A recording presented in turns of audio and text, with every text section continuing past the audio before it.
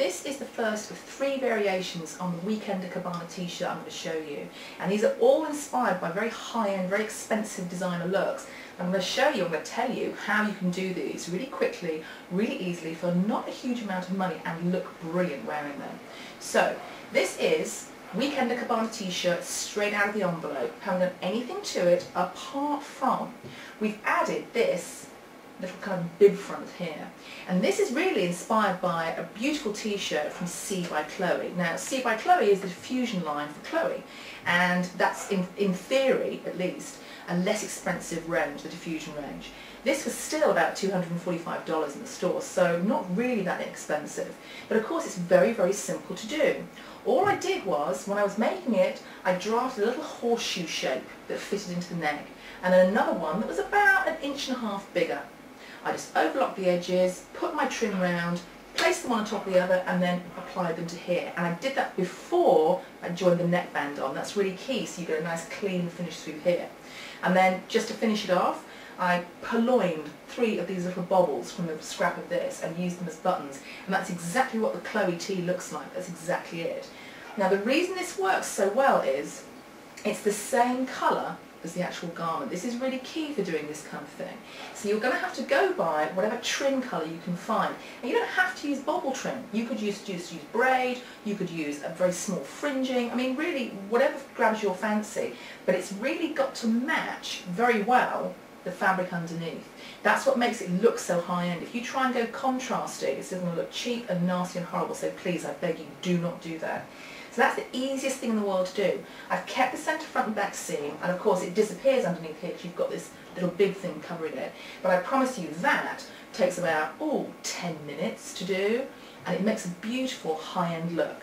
So the next one I'm going to show you is another striped one, and that again is another one from Sonia by Sonia Reichel, or at least an inspiration from it, but you'll see again how different it looks. So this is the second of our 3 variations in this clip of the Weekender Cabana t-shirt, and as you can see this is another striped t-shirt, and this is another one that's inspired by the Sonia by Sonia Reichel ranges.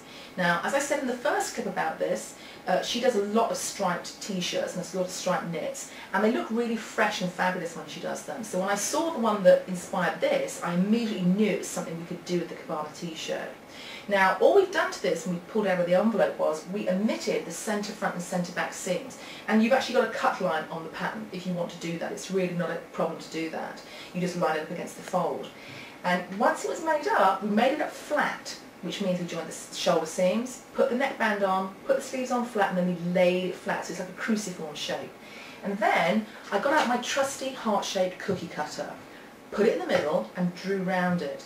And then all you do is do concentric rings, about 2 inches apart, all the way around and fading down to the hem like this.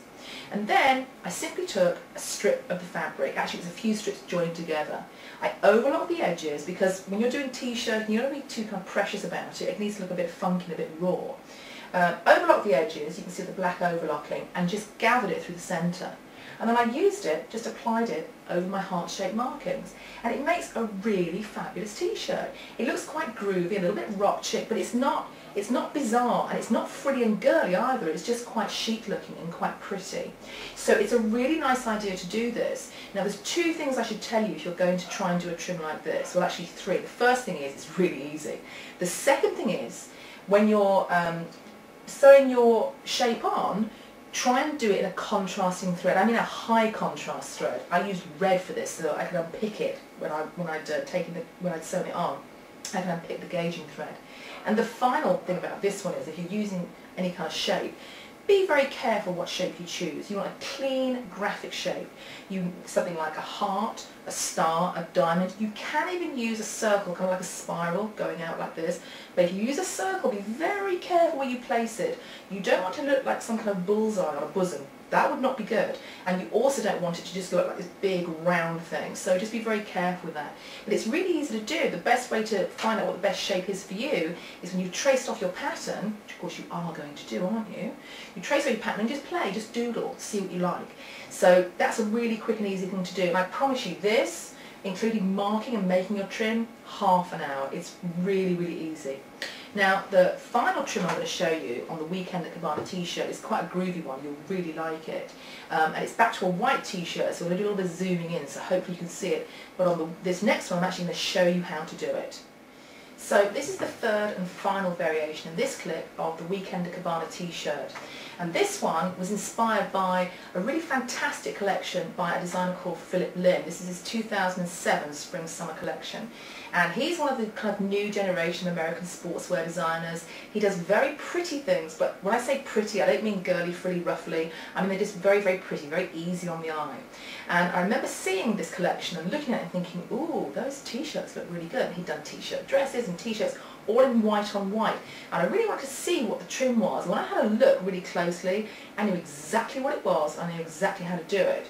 And so this is the one I'm going to show you how to do it, and you won't believe how simple it is. But what you've basically got is these fabulous, big, lush roses. And again, they're made out of the same fabric as your actual garment, and that's what makes them look so fabulous. If you were to do these in a ribbon or a contrasting fabric, they will look horrible. Ask me how I know. I tried it, I played around with lots of different things. It's really got to be in the same fabric as your actual garment. So you can do this trim on lots and lots of different garments, but specifically on a simple one like this. You can see that we've got rid again of the centre front and centre back seams. You don't need them on this, there's too much going on. But the rest of the t-shirt we put together as normal with the inside out seams, which is what gives it such a sporty look.